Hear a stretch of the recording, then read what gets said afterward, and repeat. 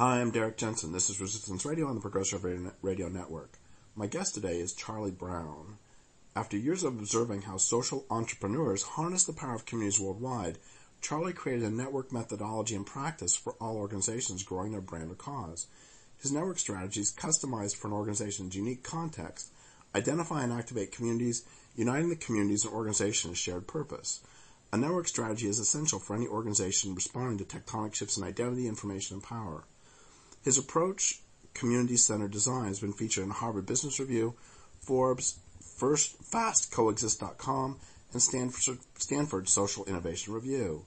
Previously the executive director of Ashoka's Changemakers, Charlie led his team in pioneering open innovation for social change, developing a new paradigm for prizes, and building a global online community of 100,000 innovators that's garnered more than $500 million in philanthropic funding. And so first off, thank you for being on the program. I really appreciate it. I appreciate being invited and the opportunity to continue conversations that we've started. Well, let's start with that you and I met a couple of months ago at a Patagonia meeting, and one of the things you said there really struck me and is in many ways the genesis of this conversation here. And one of the things that you said was that you were talking about communities, and you said that communities used to be place-based, but now they're generally opt-in and have become much more identity-based. And if you recall, you said that, and then I said that this is completely horrifying. And then we sort of went from there. So can you first off sort of set up what you mean by communities used to be place-based, but now they're identity-based and generally opt-in? Yeah, absolutely. So the work that I get to do on a daily basis is all about understanding how humans participate in communities, what it means for us to be interacting with other individuals and even organizations, whether those are governments, businesses, or nonprofits, and understanding what type of role can we play in that community. And as we've looked at that work, what we've really tried to understand is less of the approach that we often hear about, which is a very transactional world in which we live. It's the community sense of what did you buy, what did you get paid for being an employee, what did you receive from a government. But it rarely talks about the ways in which we actually participate in a community. And so to set that up, just what is a community? Well, a community by definition is a group of individuals who have shared characteristics in common and are loosely organized. So if we think about from a place-based standpoint, the geographies in which we live, often neighborhoods. In many regards, those neighborhoods are exactly what that community definition is. They're probably a group of people who share often similar demographics, often have similar interests, and you are very loosely organized with them. And increasingly, you probably don't know them terribly well. And so as we look at that definition, we look at the work that we get to do at my organization, Context Partners, in studying the way that individuals behave in communities. One of the things that we've really been faced with is the sense that the geographic premise for community is becoming less and less. And I'll give a couple examples here. So if we think about what's happened in the most recent presidential election here in the U.S., one of the powerful tools that emerged that people were relatively unfamiliar with before this was a news site called Breitbart. And on Breitbart, there's a lot of what's now being considered the alt-right set of content, very conservative, in some regards very inflammatory. It's sort of Fox News even further to many. And inside of that, you have this very powerful community, which I think is what really surprises people. The content in itself is one thing, but it's the community that's emerged through this. And as you go into the community inside of Breitbart, what you find is that it's incredibly active. It's values-based. It's individuals who really share a strong point of view on what makes up the morals of society. It is across a wide spectrum of societal issues, everything from what may have shown up on TV last night to what could be a public policy that might be in Congress. But what is maybe most interesting about this community is that it's anonymous. So it's avatars who don't have direct recognition of who they are on a day-to-day basis. And while many may claim, and it's certainly true, that a lot of these are bots or they're trolls, and that's certainly the case for a portion of it, one of the examples that I gave when Derrick and I first got to talk was when James Comey, who formerly the head of the FBI, was testifying in front of Congress, and he was revealing some facts about the 2016 election. And when he did, within 15 minutes of a story being posted on Breitbart, you had thousands of comments. And inside of those thousands of comments, the overwhelming majority were ones around fear of someone's values and identity being taken away. And the response was a call in many regards for really civil disobedience, in this case in the form of violence and even being pushed to civil war. And while, yes, there can be trolls inside of that, and there can be aspects of bots publishing content, the volume and the ability for people to say it was hearkening in on something that's true to them, and the opportunity to respond anonymously into an opt-in community that they chose is a very powerful experience. Something that I would argue on a day-to-day basis provides an outlet for things you couldn't say in a physical community. You probably would not go to your neighbor, even if they are somewhat like you, and say, "Did you see what happened in Congress today? Yeah, that was pretty crazy. If they're going to try to steal away our president's power, I'm going to start a civil war." That's a pretty bold statement. But when you can be in a self-directed opt-in community and you can operate anonymously, you have incredible flexibility and incredible liberty to operate in ways that you would never do in a community that was geographic and in person. So the real question is, what is that presenting us as a society? It's a new dynamic that I think we're unfamiliar with, and it's a dilemma that I think we have to face as we get really used to the idea of living in a digital versus a geographic-based society and community. You just said that it's a dilemma. What is the dilemma? Yeah, so I'll talk about the dilemma maybe in the example I gave and then broaden it out a little bit. So the dilemma in many regards is what is the sense of community that we're looking to foster, and how do you reconcile a community that doesn't have dimensional boundaries, may not even have identifiable individuals, but has all of the other characteristics of a self-organizing, dynamic community.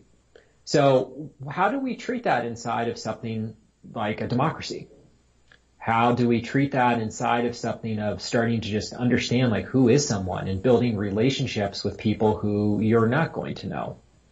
And you're not going to know in that same level of depth or personability that you are with someone you did meet physically in the place where you live. And I would take it even a step further as we start to look at dimensionality between globalization and localism and say, really, this is an example of a fully globalized society where, yes, in Breitbart, it's fairly contained to a U.S. audience in some regards, who's often fighting for a much more localized experience, yet they're operating in a very globalized standard. So what does that even mean for the participants when they start to have to reconcile the ideas of what community am I a part of and how does the participation in this line up with my values? It's a part of society we're seeing be incredibly influential. It's got a lot of power behind it, and we don't really understand how to navigate it. And I'll add this just to add a juxtaposition here because I think it's really important to do. We're seeing these same type of opt-in communities and even all the way to the ability of having anonymous or avatar-based personalities also be really powerful and positive. And I'm sure some may argue that the Breitbart example I gave is also a very powerful and positive one, and that's their right to be able to make that claim. There was a study done a number of years ago, probably about 7, maybe 8 or 9 years ago, on looking at the impact of creating anonymous avatars online for kids dealing with extreme disabilities, as well as issues maybe a little bit more easier to deal with, such as obesity or weight loss. and the opportunity to be able to opt into an online community, to be able to create an avatar that is anonymous, to have that avatar be a visualization of who you want to be, your aspirational identity. And I think that's probably like a key underpinning for all of this is what's our aspirational identity. So being able to choose an avatar that looks, behaves in the way that you want to be, and then treating it as a game where you play that game for a number of days, weeks, months, until eventually you start to see the behavior that's happening online actually go into the behavior that you use in the real world. So if we just took the example of a young kid who may be challenged with obesity issues, they choose an avatar that reflects who they want to be and the type of participation in society they want. What they found is over time there's a direct correlation between that person actually fighting off obesity or medical conditions they have in the real world because they used this online community that gave them safety and gave them an idea of who they want to be and their aspirations and an outlet to play that out. So now you've got two really radically different examples. Kids who need medical help and a safe place to access it, and what is most likely adults who are expressing radical points of view on democracy and the way to manage social issues in this country. We've got to deal with both of those, and there's obviously a positive and negative. How are we going to choose to manage that? This is in many ways I'm going meta on us here. This is in many ways kind of a difficult interview for me to conduct because normally, like if I'm interviewing somebody about crocodiles, we can always go back to talk more about crocodiles. Right. But what you're saying is kind of blowing my mind. And like I said originally down at Patagonia, the whole thing horrifies me in terms of it being so absent from place. But that doesn't mean we shouldn't talk about it because you're describing what is. And that's really, really important. Okay, but before we go any further, and it's okay if you don't agree with this, but do you see why I find the lack of place-basedness kind of horrifying? Oh, absolutely. Yeah. And I mean, I in many ways agree with the fear that can be induced or created from this type of dynamic playing out. And in many regards, I think the fear sits, I'll keep using these, sort of continuums or, contradictions in some ways inside of it, because I think what is very fearful is the ability for us to become very disconnected from the human social fabric that has in many ways maintained order for thousands of years.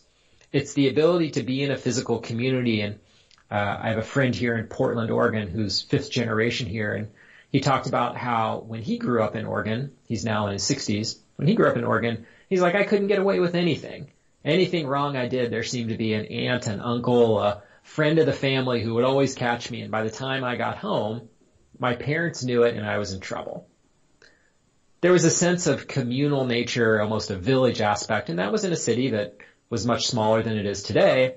But his comparison was that today he goes around town and doesn't know anybody.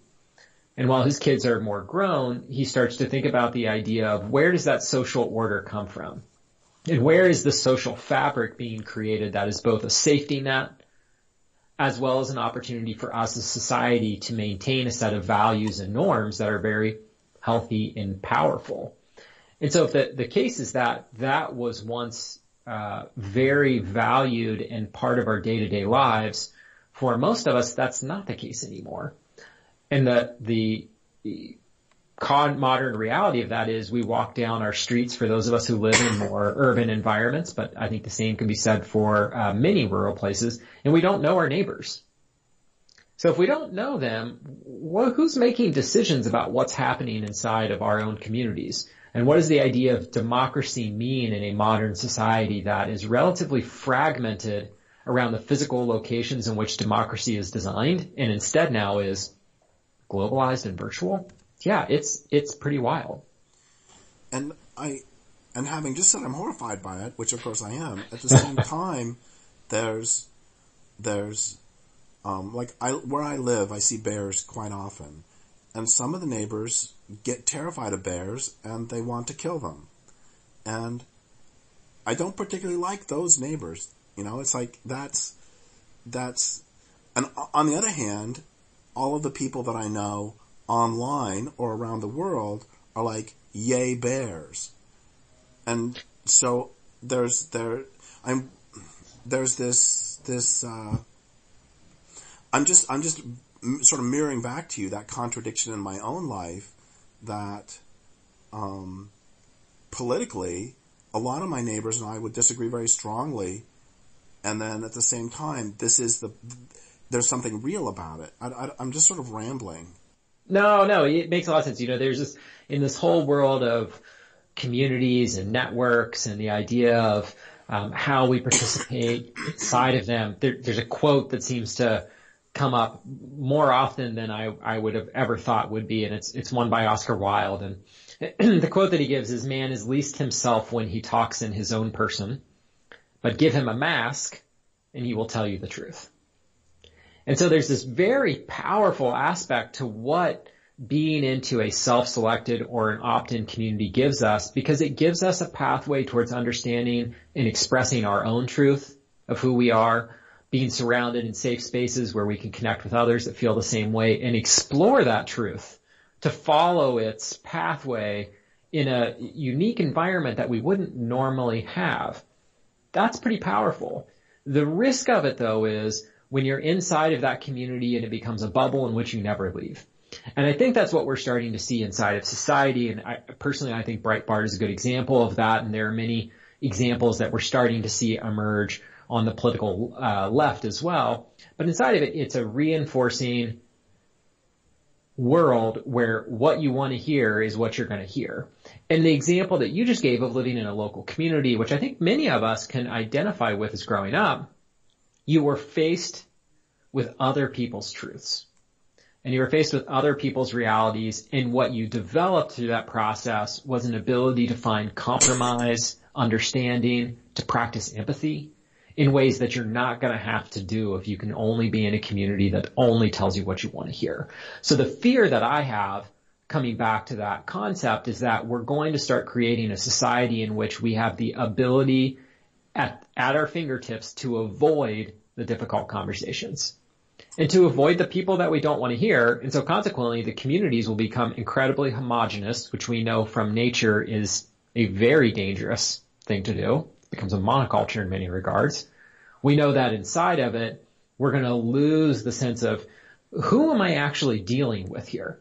Who is this person that's on the other side of a screen that I'm interacting with and having these great agreements with? And while I may agree with the words they're saying, do I agree with their actions? Because what do I really know? And so it's this very fascinating tension between the ability to find your own truth and connect with a deeper sense of who you are, and at the same time potentially be utilizing that as a way to distance yourself from other truths and the reality of having to behave in a society that requires compromise. So I think that's all hugely important. And I'm thinking about both Facebook and the neighborhood. And one of the great things about Facebook is if somebody annoys you, you just block them. It's like, you're gone. Done with you. And then I'm thinking back about the neighborhood, and a great example in this neighborhood of, I think, what you're talking about too, about different people expressing different truths, is that, yes, we disagree on what should be done about the bears. I think nothing, and they think Fish and Game should be called in and they should be killed or whatever. But then, those same people, just yesterday I got a note from one of them saying somebody is fixing up a road, volunteering to do it, and so can people donate? And I'm going to donate to help cover the person, throwing out some gravel on the road because there's huge potholes. The point being that if this were Facebook, I would have just said, block that jerk. But in this case, because we're in the neighborhood, we disagree, and then the next day, we just have to come back together and work on something else. And so there's this, a word that I used when we were down at Patagonia when we were discussing this is the investment that comes in a real community, or in an investment that comes in a place-based community. That, yes, we can disagree, but that doesn't mean that I just block you and never think of you again. Instead, that means we disagree, and now we have to continue the relationship despite the disagreement. Absolutely. While my work on a day-to-day basis gets to span a whole variety of topics, whether it's looking at how you're building community inside large organizations or whether it's how you're activating local citizens towards a cause, the piece that I often come back to is the power of place. And what I think you're talking about inside that power of place is that when we're forced to come back to that local community and we're forced to look at each other 80% of the time or more, we probably agree because we are there for a particular reason. And I'm not by any means marginalizing the idea that there are many people in this country and certainly in the world who don't have the mobility that all of us have or the luxury to be able to get up and move to a new place when they don't like it. But even then, there's a connection to the place in which we live. And I think that connection is practical. It's where we live. It's often where we have jobs. It's where our family may be. But there's also a spiritual connection, which is what it's helped create us and who we are. And through that, it creates a connection and ability to interact with each other around, I think 80% of the time, the issues that we actually care about and have it be productive. We realize that there's an opportunity to transcend the disagreements that we have about the bears in your neighborhood or other issues that may be arising and instead actually find compromise and pathways forward. You can't do that when you're running decisions in democracy through headlines and user groups. It's a dramatically more difficult aspect to be able to create that. And the question is, what is that going to fuel? And to play that out a little bit further, I think a lot of the reason that we're seeing participation in these groups come up is for the most part, protest. And people are using these communities as a form of protest, which protest is incredibly important. It's part of what has made, in particular, this country great and other countries around the world. It's part of what has brought down illegitimate regimes, companies that have been doing, incredibly terrible things around the world, and also a protest to all, in a somewhat uncanny way, to celebrate the things that we do love and have values around. But protest also has the backfiring opportunity to polarize society. And a report just came out, which there's an NPR article that some may have listened to a few weeks ago, that talked about how recent studies have shown that the stronger the tone and voice of a protest, the more effective it is at polarizing society and entrenching the other side of the protest in their views.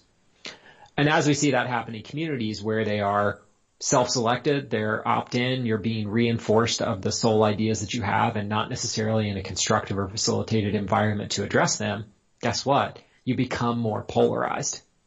So part of that risk is that when you live in a physical place and you're connected to it and you value the issues that are local, you don't have the opportunity to leave. There is no way, you can't just run away from them. You're forced to sit there and deal with them and connect with the people who are in front of you. Here, we've got a sense where people can retreat to a place that is fueling an identity that is very, very one-sided, no matter what side of it you're on. So sorry, go ahead. No, please go ahead. So I want to come back to that in a second, but I want to address the place-based for just a moment more. And another thing that we talked about down in Southern California was that I mentioned something that Jeanette Armstrong, the Okanagan Indian writer and activist, has said to me. She said, we have just as many squabbles as white people, but the big difference is that I know that my great-grandchildren might marry your great-grandchildren, so we've had to come up with social ways to get along. And I'm just saying that in terms of validating everything you're saying about place-based conflict resolution. Because I think, I disagree with the people who say that humans are inherently, nasty and destructive. I do believe that humans, like a lot of other social creatures, are inherently contentious. And we're going to end up, no matter who you are, you're going to end up getting in squabbles. And the question is how we deal with them. And it seems that the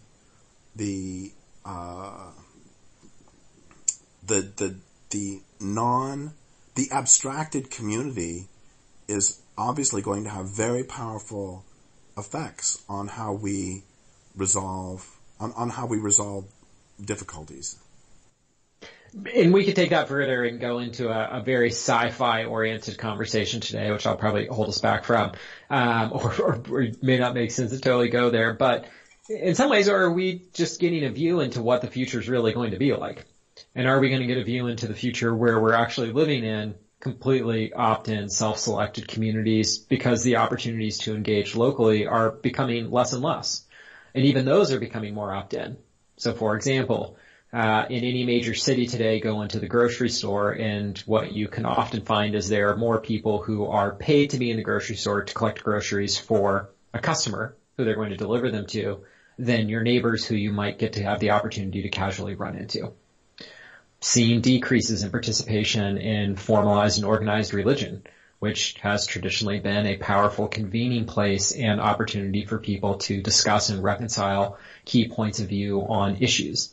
We could take it even further and go into a discussion that we also had a little bit of, which is interesting for today, about the future of retail, where retail is becoming obsolete. And so no longer will you go shopping for clothes or whatever it may be, and those clothes are going to come to you. So a lot of these opportunities that we've created locally that are forcing mechanisms for us to have interaction, there are places where we have the opportunity to randomly connect, build relationships, understand each other, are going away.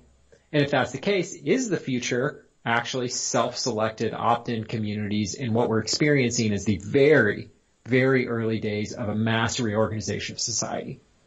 Which, if that's the case, that's a fascinating and very complicated and confusing place to be, and one that's going to take a long time to sort out. I think the reality of what we also have here today is we still live in place-based locations. And so how do we balance those two?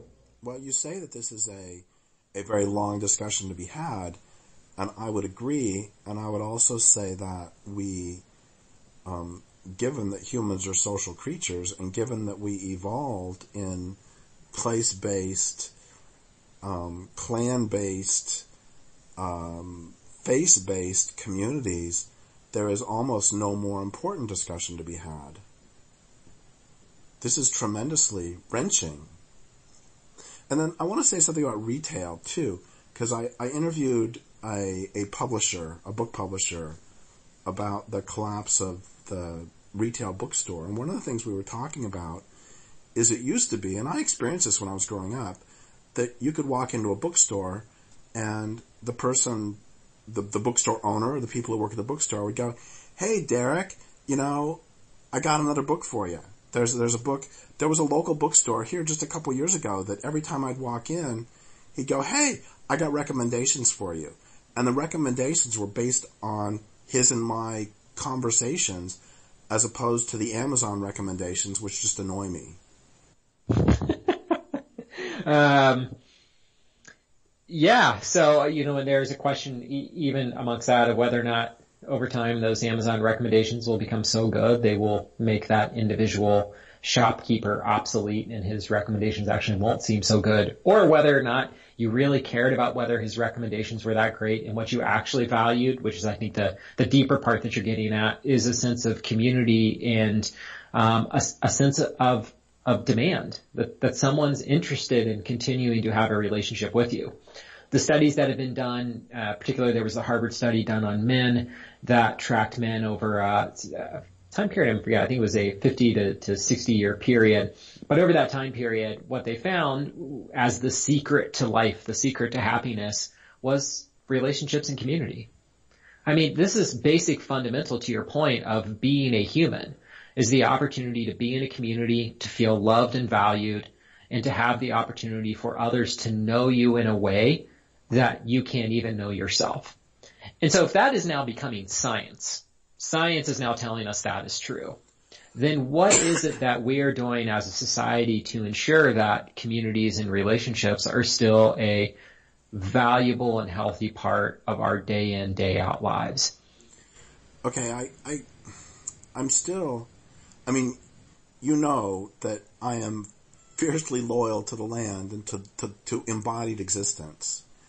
And once again, I find this movement away horrifying, but at the same time, and this is not but at the same time, and at the same time, I guess, I mean, I have Crohn's disease, for example, and there have been times when it has been, there aren't very many people who have Crohn's disease around where I live. And I was in a Crohn's disease support group that was local, and there were 3 of us.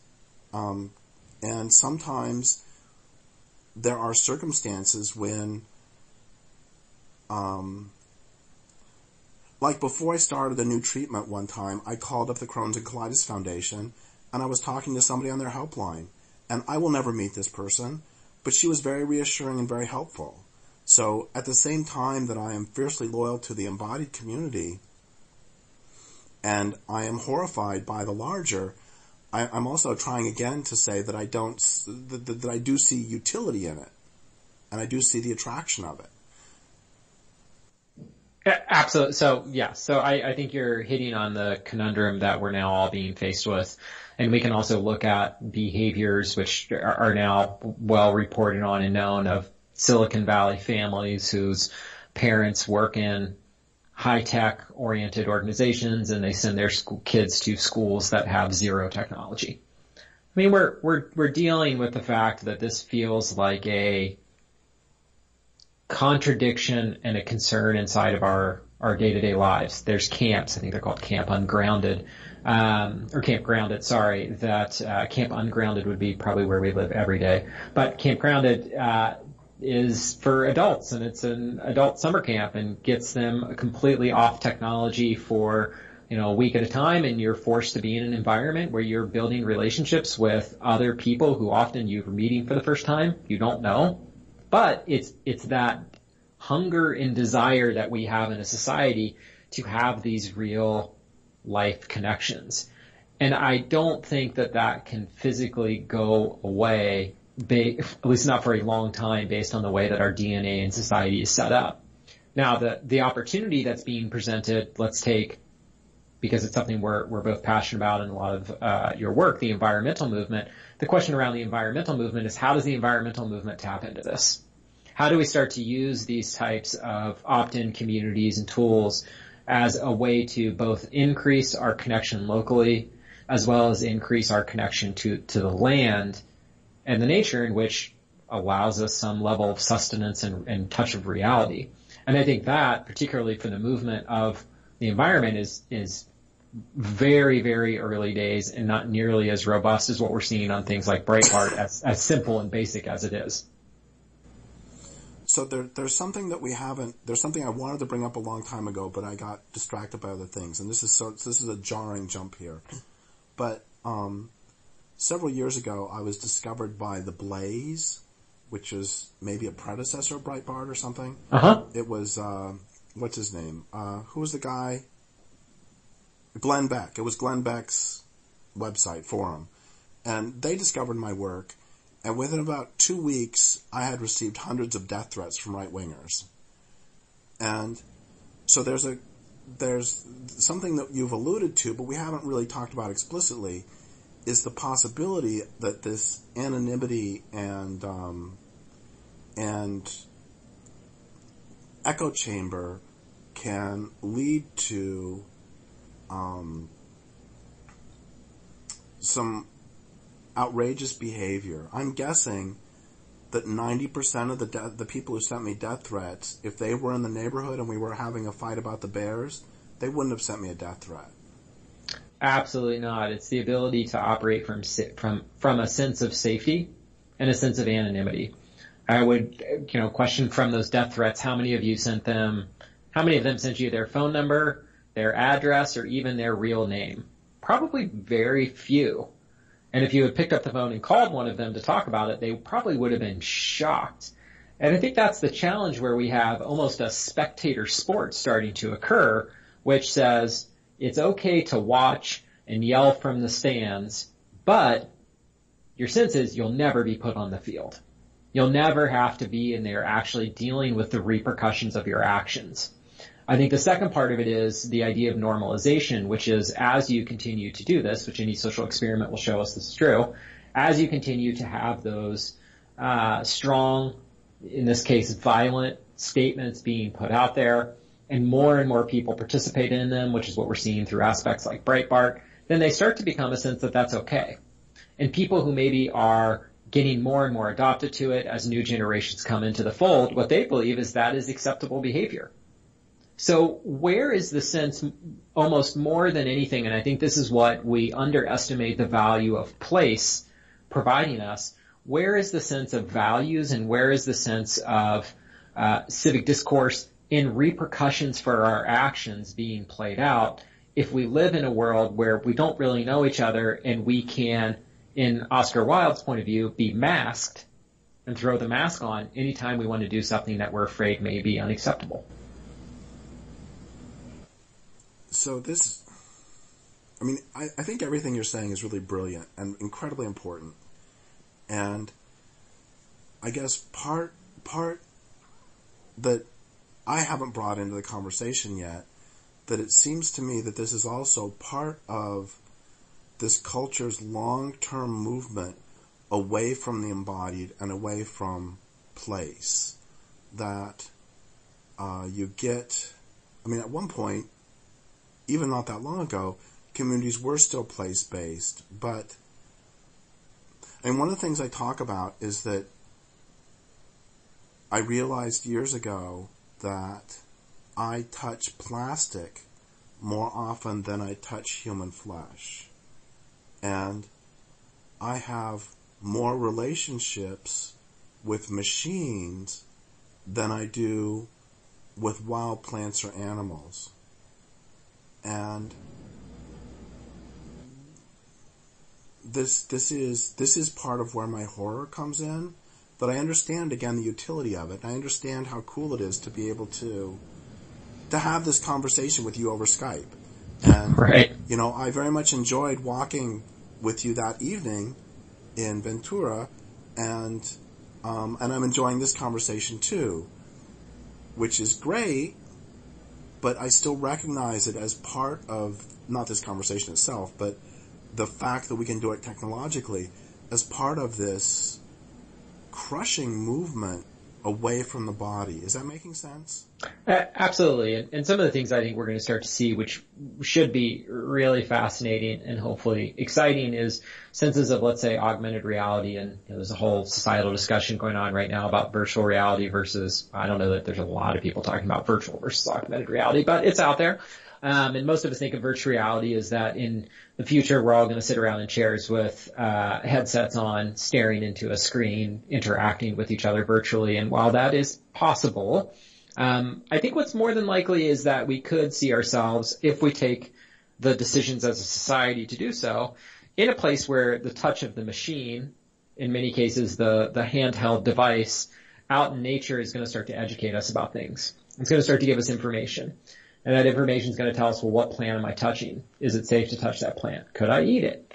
Where could I go after this? And while in many regards, I think some people fear that takes us away from some innate and very primal abilities to do things like navigation, to experiment, to take risks.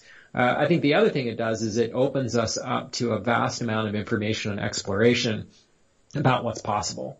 But once again, to be able to do that, I think there's a critical decision that we have to make as society, and I think there's critical opportunities for those of us in society who believe this way to start to create those opportunities. So, for example, if I'm out there in nature alone and I have that experience and I don't go and tell anyone else about it, well, I know it's possible, but I've really got to start to recruit other people in. I have to start to take the steps to use technology as a way to build those local communities and create a stronger interface that people understand has that value. Because my sense is people are hungry for it.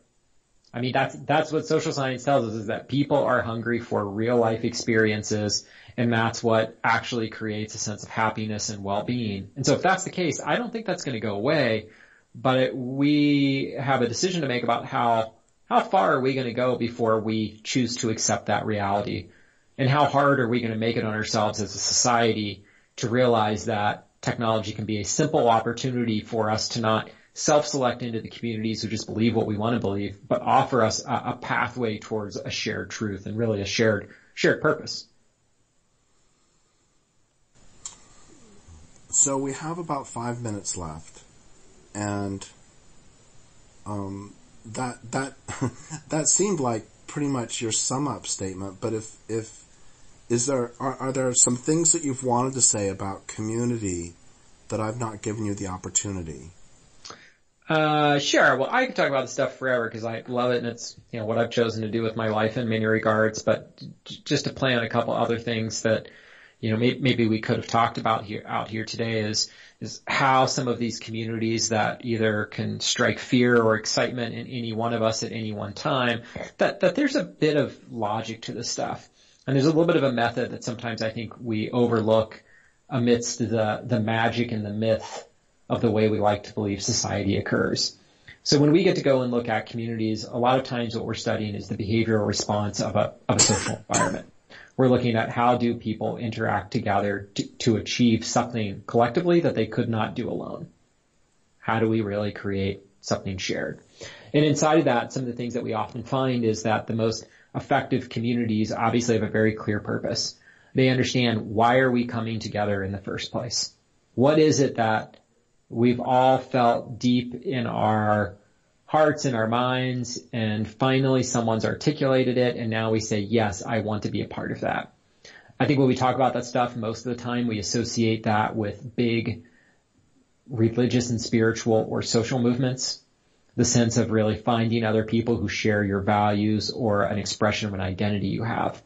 And so being able to tap into that purpose is really powerful, and I think in some ways one of the questions that we're talking about here today is there a clear purpose of valuing local community, of place-based existence? And that's what is the purpose that we can reside in around that. Once we actually tap into that purpose, we then tend to look at what are the roles people play.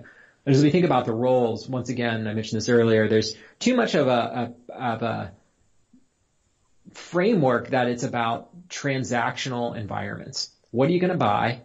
What are you going to purchase? What are you going to sell? And that becomes so much of the framework in which we look at life and unfortunately design the actual environment in which we live.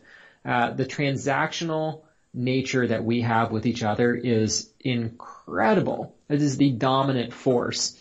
But if we could look at roles in a different way and start to put it in many ways like a party. So if you held a neighborhood party and you invited people, even if they didn't agree with your stance on bears, over, what we often find is people start to play specific roles, and those roles are things like, hey, that guy's a really good storyteller, and he captivates the group and keeps them lively with tales about others, himself, his life, and then starts to encourage and pull stories out of others. Someone else in the group is really good at making sure everything's built the right way. People showed up at the right time. They understood what the dress code was. They had the address. Everything was in its place at the right moment. And there's probably a different person who's really great at being a curator, creating the best mix of music, interesting collection of foods. But we all played our real social roles. And these are what communities are made up of. People playing these different types of societal additions that on our own we're sometimes not so great at. So we need other people to be able to do these things. What creates the liveliness and vitality of life. If we understand the purpose and we can get people into roles, then we start to look at, well, how do you then motivate them to do that? And that really hits against a sense of rewards, which often we find people cringe at this word. But what we are pointing out is that we are surrounded by a reward system everywhere because we live in a highly transactional environment. So the external nature, the extrinsic reward environment in which we live in is so strong. And it pushes in many regards a high degree of monetary rewards that constantly keep us triggered towards what is the next thing I'm going to engage or purchase with. It's the overstimulation that many of us experience on a day-to-day basis. But the rewards that we actually search and long for are experiences that we can only get from being part of a community and the recognition that community can offer us. And so I highlight that because as we think about some of these issues related with how communities are emerging inside society today, how we're seeing this incredible rise of the opt-in community, and in some ways a potential decline of the place-based community, there's a method that sits behind it of the sort of having a clear purpose, getting the right roles, understanding how to provide rewards that may offer us a counterpoint in the ability to be in many ways as strategic as some of these very effective communities that we talked about today. So one quick thing about that. Thank you for all that. One quick thing about that. Do you know about Ruth Benedict's good culture, bad culture stuff? I do. Yeah, so basically, for the people who don't know about it, it's that she tried to figure out why some cultures, basically everybody, most people are pretty happy. They're not very warlike. Their women and children are treated well. And there are other cultures where women and children are treated poorly, very warlike, very competitive, etc. And what she found is very simple, which is the societies that were the good cultures realized that humans are both selfish and altruistic. Humans are both social and selfish. And so what you do is you selfishly reward the behavior that benefits the group as a whole. And so you basically it's exactly what you're talking about, that you give rewards for the behavior that is socially beneficial as opposed to the behavior that is socially harmful. That's it. Yeah. I mean, in some ways that sums it up. And I think the question that I often raise is there's a lot of really powerful information out there in social science that tells us this is what we do. Will we choose to realize that as a society and say, hey, did you know this is how we behave? Wow. We actually can start to learn about ourselves collectively and understand this. Or will we choose not to? And I think the detriment of choosing not to is we're going to find a lot more community building that's going to become us selecting the places that we want to be and ignoring the rest of society. I mean, even to myself, through this past election, being here in Portland, Oregon, which is increasingly, seemingly day by day, sort of showing its incredible ideological diversity, and the complexity of that, but for the most part is a staunch liberal haven for the United States. And being part of a family where the overwhelming majority, if not almost all of them, voted conservative in this country, it still gives me a tie to what's happening and conversations that are difficult and important, but can't be ignored. And I value that, but I see many people don't have that. And so where is that going to come from? And where are we going to accept some of the aspects of people, such as Benedict and what she's written on, which, is tried and true and has been around for a long time, and really start to incorporate that into how we design the way we live. Well, thank you so much for everything you've had to say, and I would like to thank listeners for listening. My guest today has been Charlie Brown. This is Derrick Jensen for Resistance Radio on the Progressive Radio Network.